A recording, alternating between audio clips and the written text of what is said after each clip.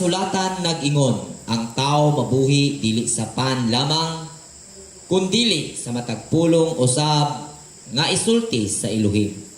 Maayong buntag kanatong tanan, mga taga Cebu, mga taga Karkar, o sa ating mga kautod dyan sa Panay.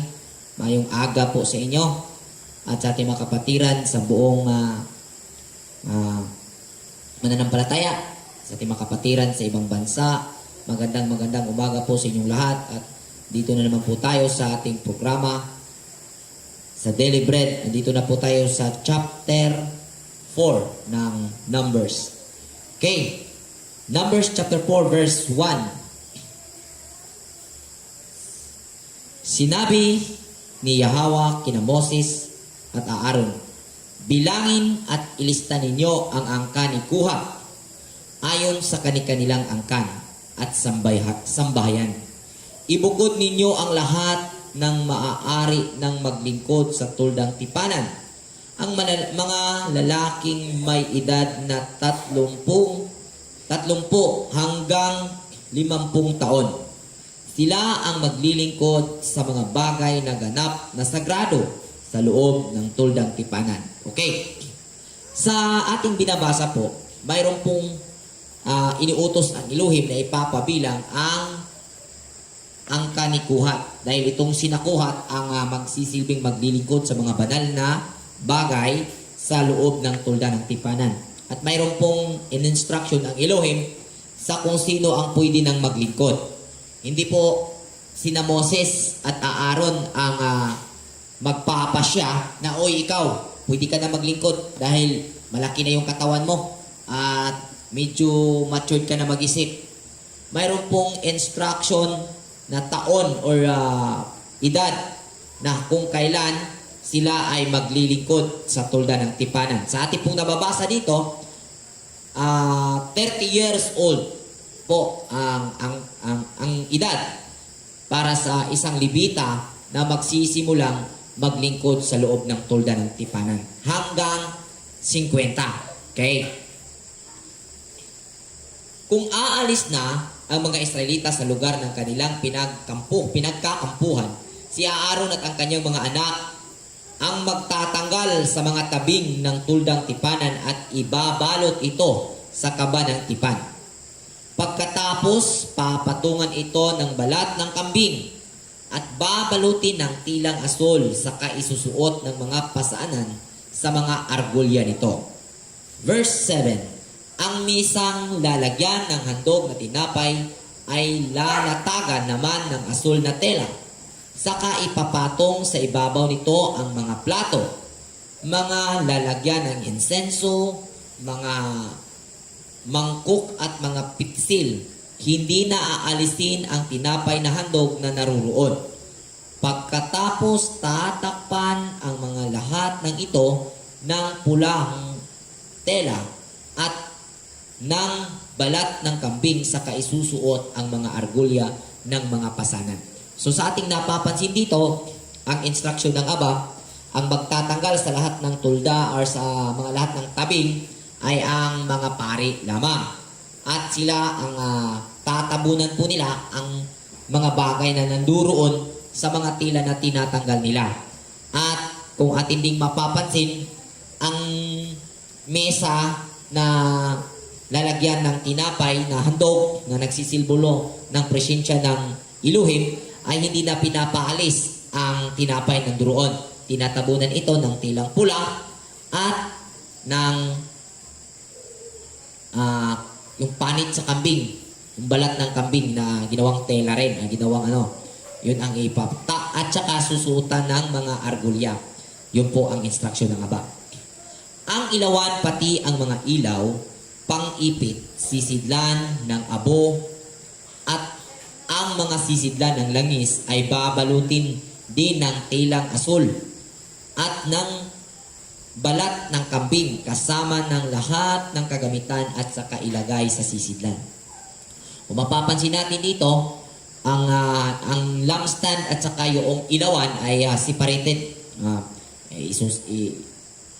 Mayroon pong mga kagamitan, mayroon pang ipit, yung pang pagpataas siguro sa pabilo ng ng ilawan ay may sisidlan po sila para sa lalagyan po nito para sa kanilang pag-aalis, sa kanilang paglalakbay.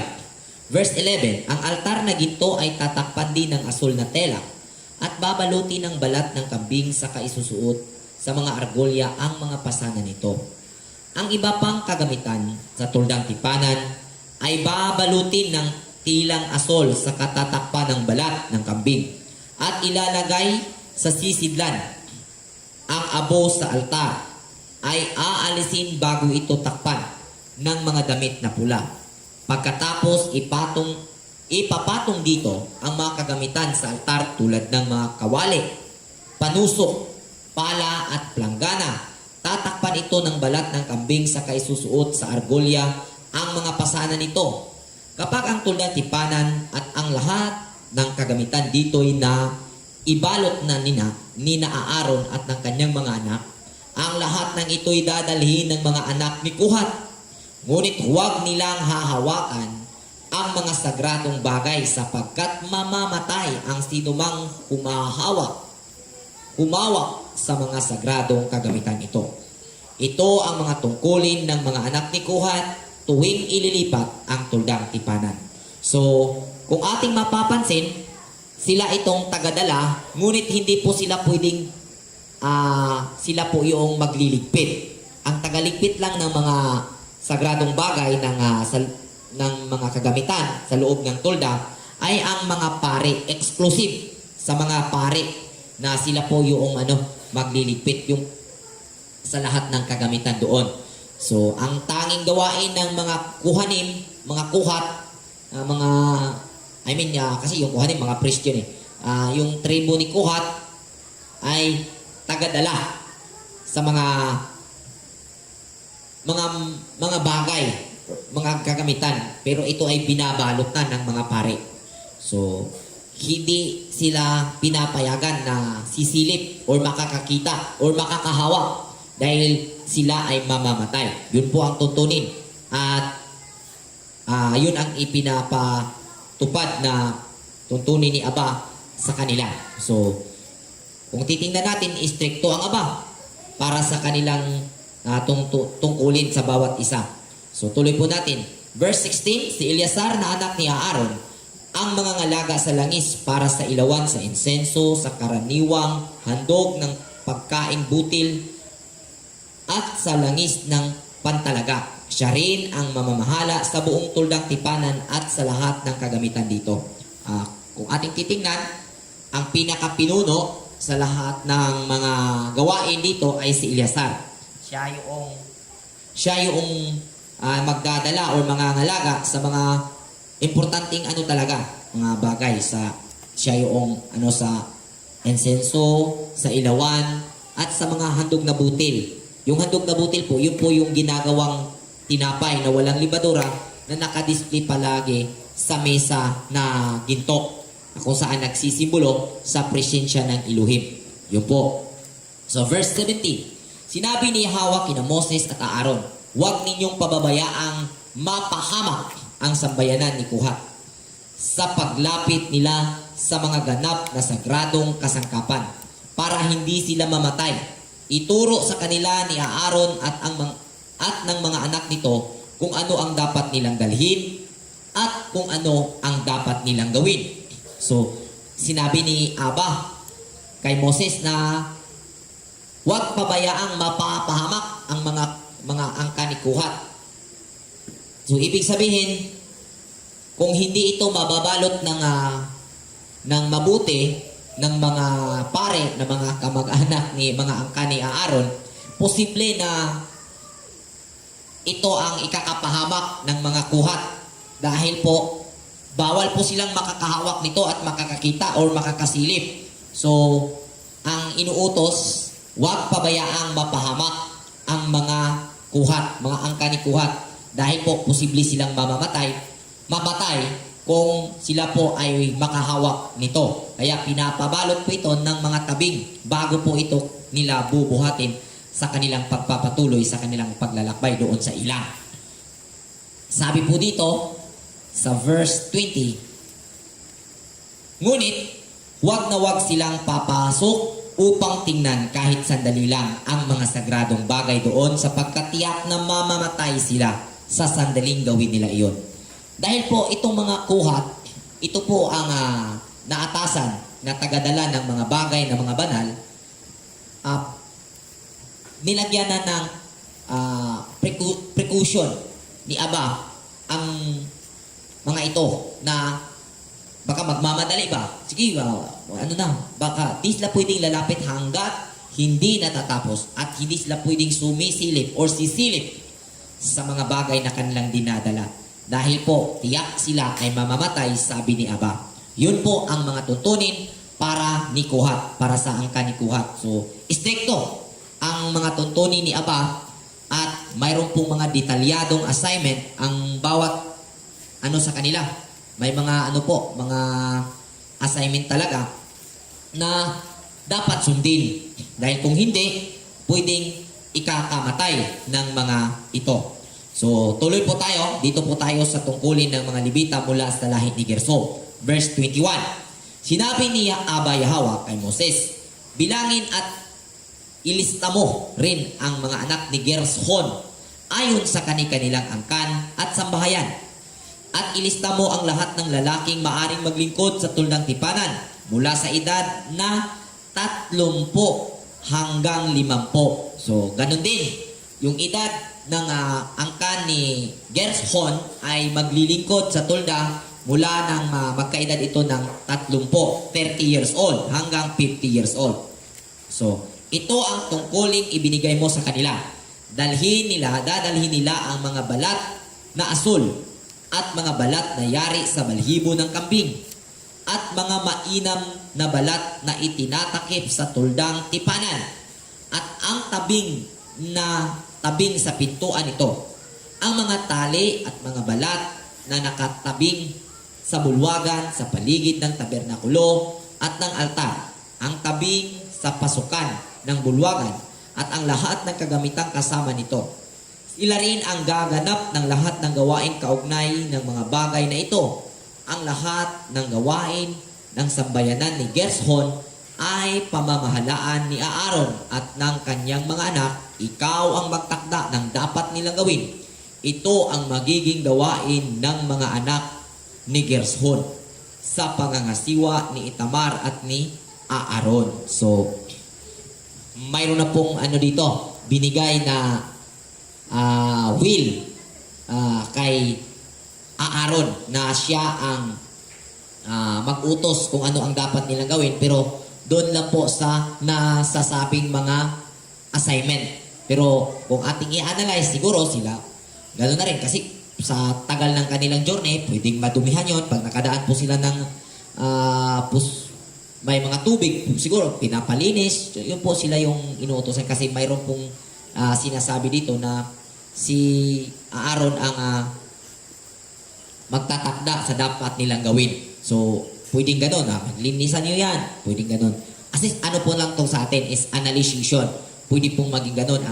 Pwede po yun ang maging basehan. So, atin pong nakikita dito na ilalim po sa pangangasiwa ng mga pare pa rin ang gawain ng mga angkan ni Gershon. So, tuloy po tayo.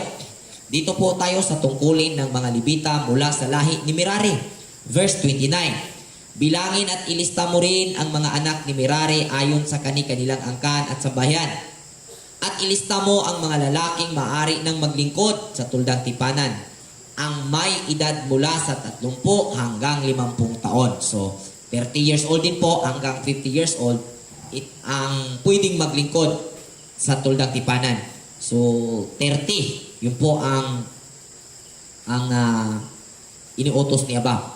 Ito naman ang mga dadalhin nila bilang paglilingkod sa tuldang tipanan.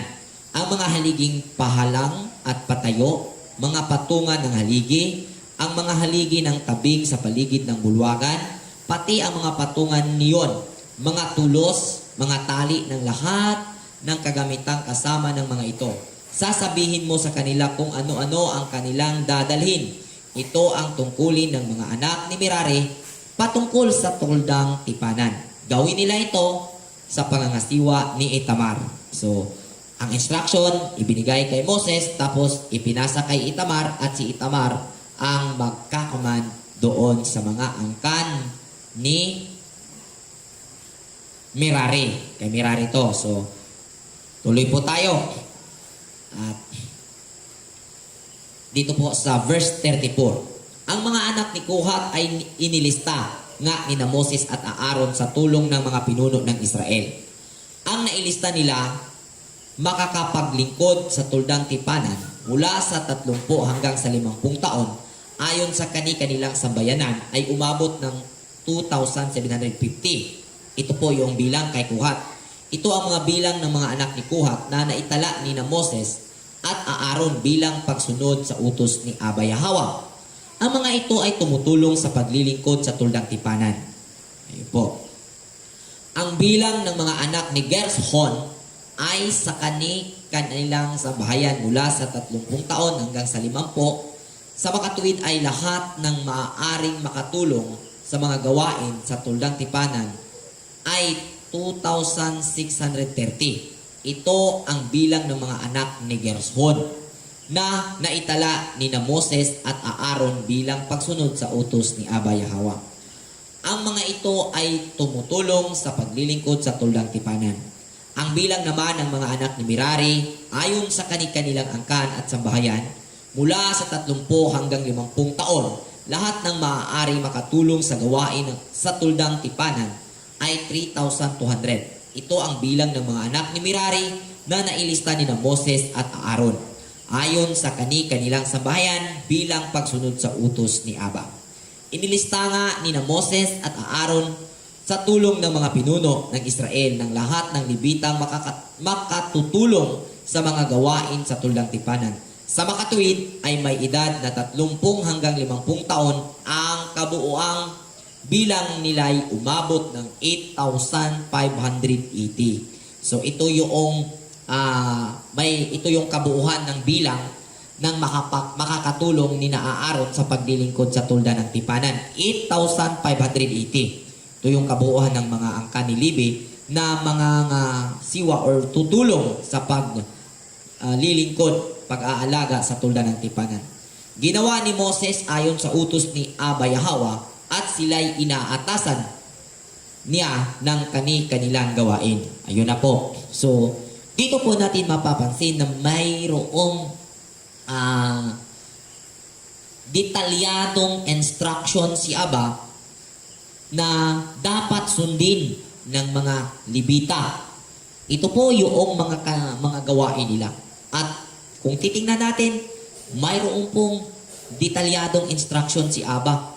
At napakalinaw at napakaliwanag po ng mga tuntunin na ibinigay sa kanila. Kaya malinaw po, hindi po palaisipan, hindi po parabola o talinghaga ang instruction na ito. Nililinaw at malinaw na iniutos sa kanila ang kanilang mga gawain. At nawa po ito ay makakatulong sa atin upang tayo po ay lalago sa ating pananampalataya. Magandang umaga po sa ating lahat at Shalom Aleichem.